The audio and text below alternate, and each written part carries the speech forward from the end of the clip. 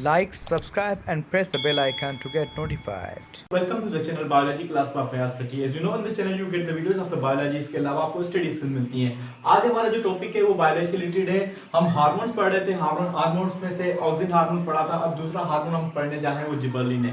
हमें पता है कि there are 5 main major hormones present inside the plants. उनमें से हमने auxin, gibberellin, abscisic acid, cytokinin and ethene. तो हमें वन बाय वन करके पढ़ना है इनको. तो हमने ऑक्सिन कंप्लीट किया था. ऑक्सिन के बारे में अगर आपको पढ़ना है तो वो आप वीडियो देख सकते हैं, इस प्लेलिस्ट में मौजूद होगी. अगर आप न्यू इस चैनल के हैं तो चैनल को सब्सक्राइब कर लें और भी आपको इस तरह की वीडियोस मिलती जाएंगी. नाउ आज हम पढ़ रहे हैं जिबरलिन. नाउ जिबरलिन क्या है? ये भी एक ग्रोथ रेगुलेटर हार्मोन है. ये ग्रोथ रेगुलेटर और ग्रोथ प्रोमोटर हार्मोन है. हमें पता है कि कुछ इनहिबिटर्स हार्मोन होते हैं, कुछ ग्रोथ रेगुलेटर्स होते हैं. तो ये ग्रोथ रेगुलेटर मींस ग्रोथ करवाने के लिए काम आता है. मींस सेल डिवीजन वगैरह जो होगा प्रोसेस उसके लिए हेल्प करता है. ये इसकी डिस्कवरी भी पहले पढ़ते हैं. उसके अलावा हम पढ़ते हैं इसके टाइप्स भी पढ़ते हैं. ये endogenous plant growth regulator. Endogenous means अंदर से प्रोड्यूस होना, अंदर से स्टिमुलस मिलती है, बाहर वाली कोई स्टिमुलस की इसकी जरूरत नहीं होती. नाउ इसके जो है टाइप्स कौन से हैं? जीए है सिंपल, जीए1 होता है, जिबरलिक. अच्छा, जीए का फुल फॉर्म क्या होता है? जिबरलिक एसिड. ठीक है. तो जिबरलिक एसिड जो है जीए1 फॉर्म में पाया, जीए2 फॉर्म में, जीए3 इसके अलावा और भी होते हैं, लेकिन सबसे मेजर जो पाया जाता है वो जीए3 है, जो ज्यादा फॉर्म में पाया जाता है, मींस ज्यादा जो मिकदार में पाया जाता है. डिस्कवरी ऑफ जो जिबरलिन है वो बहुत ही मजेदार है. असल में हुआ क्या था, जापान के अंदर जो फार्मर्स थे उन्होंने नोट किया था कि कुछ प्लांट्स थे, राइस के पेडी प्लांट्स थे, वो ग्रो कर रहे थे, लेकिन वो इमेंस हाइट मींस उसके अंदर जो हाइट ज्यादा बढ़ रही थी. नॉर्मल जो वो प्लांट के अंदर फॉर सपोज है हाइट इतनी होनी चाहिए उस प्लांट के अंदर, लेकिन वो ज्यादा ही उसकी स्टेम ग्रो कर रही थी और हाई हो रहे थे.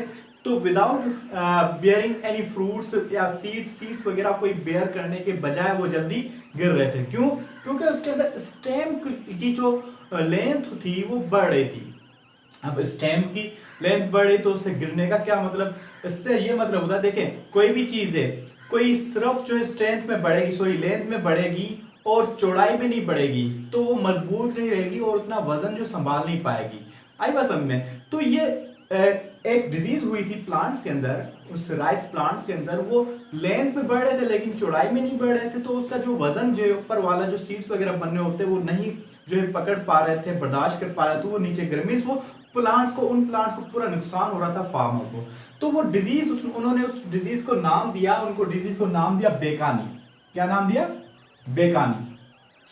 तो ये इसको बेकानी डिजीज का जनरली नाम फूलिश सीडलिंग भी कहा जाता है. फूलिश सीडलिंग मतलब ये है कि मतलब कोई जो है इमेंस हाइट जो है, नॉर्मल से ज्यादा हाइट जो ले रहा है उसको इसकी वजह से फूलिश सीडलिंग भी कहा गया था. ई कर्सॉफ साइंटिस्ट था 1926 में, इसने जो ना इसको ये डिजीज थी और उसको बारे में उसने स्टडी की और उसके बारे में ये चीज बताई. तो फिर बाद में साइंटिस्ट जो थे वो उन्होंने दरियाफ्त किया और इसने भी कुछ जो है हिंट्स दी कि फंजाई कुछ होती है उन प्लांट्स के अंदर. उन्होंने देखा कि किस वजह से हो रही है बीमारी उनके अंदर, वो फूलिश सीडलिंग क्यों हो रही है बेकारी. तो उनके देखा देयर वाज समथिंग फंजाई. उसके अंदर फंजाई थी. फंजाई कौन सी? जिब्रेला फ्यूजिकोरी. जिब्रेला फ्यूजिकोरी जो कि एस्कोमाइकोकेट से बिलोंग करती है. हमने फंजाई के अंदर चैप्टर फर्स्ट ईयर के अंदर पढ़ा था कि there are 4 categories of the fungi, means 4 types of classifications होती हैं, classes of the fungi. Ascomycetes, basidiomycetes, zygomycetes and deuteromycetes. तो ये एस्कोमाइकोटा से बिलोंग करते जिब्रेला फ्यूजिकोरा, ये उस पर अटैच थी. तो साइंटिस्ट ने सोचा शायद इसकी वजह से ये लग रही है डिजीज.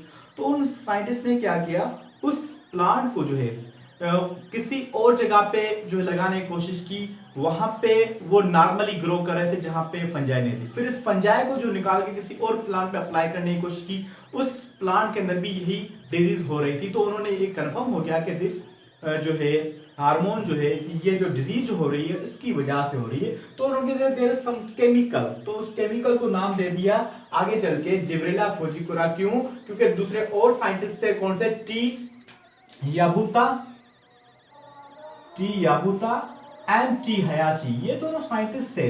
इन्होंने फर्स्ट टाइम जो है एक्सट्रैक्ट किया प्लांट्स के अंदर से भी और फंजाई के अंदर से भी इस हार्मोन को एक्सट्रैक्ट किया कि ये हार्मोन है रिस्पॉन्सिबल होता है प्लांट्स के अंदर ग्रोथ के लिए, मींस स्टेम की ग्रोथ के लिए. So this was a discovery of gibberellin hormone first fungi से मालूम किया गया था, जिब्रेला फ्यूजिकोरा से, और ये प्लांट्स के अंदर पाया जाता है, ग्रोथ रेगुलेटरी हार्मोन है।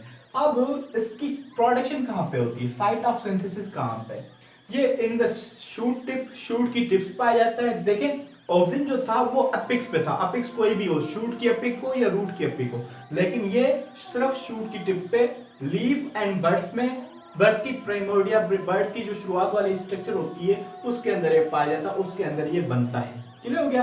और तो हमें पता है कि हार्मोन जो भी होते हैं वो एम्ब्रो, यंग एम्ब्रो के अंदर प्रोड्यूस होते हैं, वो भी इसके अंदर एक कंडीशन है। नाउ इसके काम क्या है, वर्क लाइक, अच्छा जी काम कैसे करता है, मोड ऑफ एक्शन कौन सा होता है, हमने पढ़ा है मोड ऑफ एक्शन जो है हार्मोन्स का ऐसे होता है कि दो टाइप्स के हार्मोन्स होते हैं एनिमल्स के अंदर, एक स्टेरॉइड हार्मोन्स होते हैं जो, दूसरे होते हैं पेप्टाइड हार्मोन्स होते हैं। पेप्टाइड हार्मोन्स के लिए 2 कैरियर्स चाहिए होते हैं, उनके लिए 1, तो स्टेरॉइड हार्मोन्स की तरह ये काम करता है। क्लियर। नाउ इसके काम क्या है, bolting, bolting means shoot elongation, shoot को इलांगेशन करने के लिए ये काम आता है। आपको इस डिजीज से पता चला हमें कि ये शूट को लॉन्ग करने के लिए, स्टेम को लॉन्ग करने के लिए हेल्प करता है। जेनेटिक ड्वार्फिज्म, जेनेटिक ड्वार्फिज्म मतलब ये है कि कुछ प्लांट्स के अंदर कोई एक डिजीज होती है, मीन जेनेटिकल डिजीज होती है कि वो बोने होते हैं ना, प्लांट जैसे ह्यूमन भी बोने होते हैं, छोटे होते हैं, ठीक है, वो उसका जो है साइज नहीं बढ़ती, वो छोटे होते हैं, बोने होते हैं नेचुरली जो जेनेटिकली होते हैं, तो ऐसे प्लांट्स भी होते हैं ना। उन प्लांट्स के अंदर ड्वार्फिज्म, जो जेनेटिक ड्वार्फिज्म, उसको खत्म कर सकते हैं हम बाय अप्लाइंग दिस हार्मोन। ठीक है, फॉर सपोज जो है किसी प्लांट्स के अंदर जो है इंटरनोड्स है, इंटरनोड्स जो है, ये देखे कोई प्लांट है जो डॉर्फ प्लांट है, डॉर्फ प्लांट कौन सा, जेनेटिकली डॉर्फ प्लांट है, इसके अंदर देखो ये साइज में छोटा है, अच्छा साइज में छोटा ये नहीं है, इसके अंदर जो है स्टेम वही है, इसके अंदर लीव्स वही हैं, लेकिन इसके अंदर बीच में जो स्टेम वाला जो पोर्शन है, मींस उसका जो गैप है वो बिल्कुल कम है, इस वजह से ये छोटे दिखते हैं। तो इस हार्मोन का क्या काम ये है कि internodes, the space between two nodes, जहां से लीफ निकलते हैं उसको कहा जाता है नोड। क्लियर है। अच्छा जो दूसरे भी लीफ से जहां से लीफ निकलता है उसको भी कहा जाएगा नोड। ठीक है। अच्छा इन दोनों के बीच में जो स्पेस है उसको कहा जाता है इंटरनोड। ये हार्मोन क्या करता है, इस इंटरनोड के स्पेस को बढ़ाता है। देखिए इसके अंदर इंटरनोड का स्पेस जो है कम है, लेकिन इसके अंदर ज्यादा है, तो उसने क्या, जब इसमें अप्लाई करते हैं तो ये बड़ा करने में हेल्प करते हैं।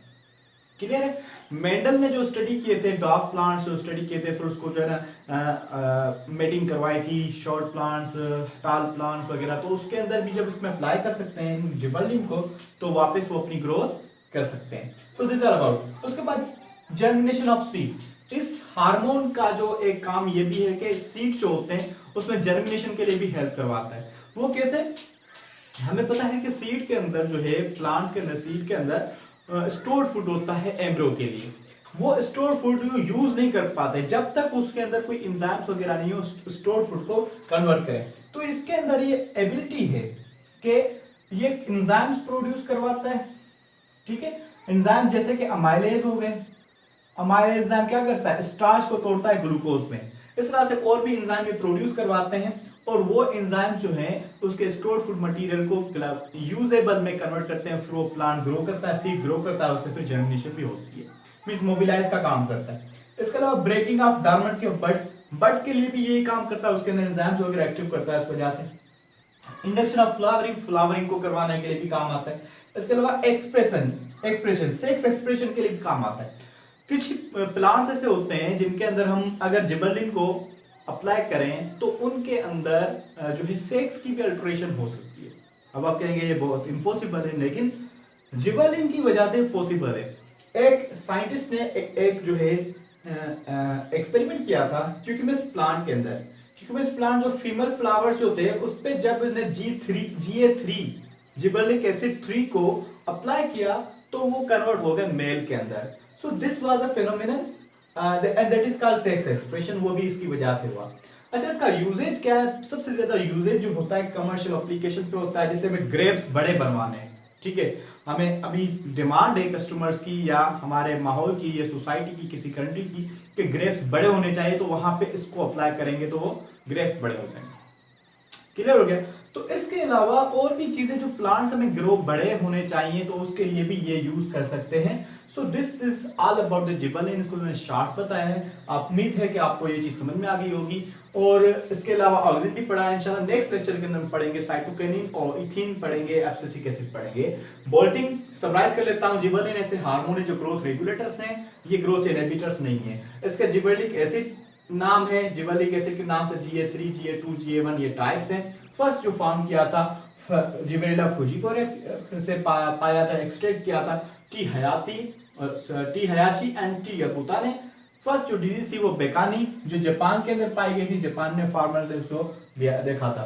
तो उसके साइट ऑफ सदिस क्या है? In the shoot tips, leaf, buds, primordia work like animal hormones की तरह काम करते हैं। बोल्टिंग शूट इलांगेशन काम करते हैं, जेनेटिक डिस्ट्रॉफिज्म को खत्म करते हैं, जर्मिनेशन ऑफ सीड करवाते हैं, breaking a dormancy of buds, ठीक है, induction of flowering, expression of sex and commercial applications भी होती हैं। So this are about it gibberellins. I hope कि आपको ये चीज समझ में आ गई होगी। अगर आपको वीडियो अच्छी लगी, इसकी कंटेंट अच्छा लगा हो तो लाइक करें, सब्सक्राइब करें, बेल आइकन को प्रेस कर लें और अपने दोस्तों के साथ शेयर करें ताकि उनको भी नॉलेज मिलती जाए। बहुत बहुत शुक्रिया।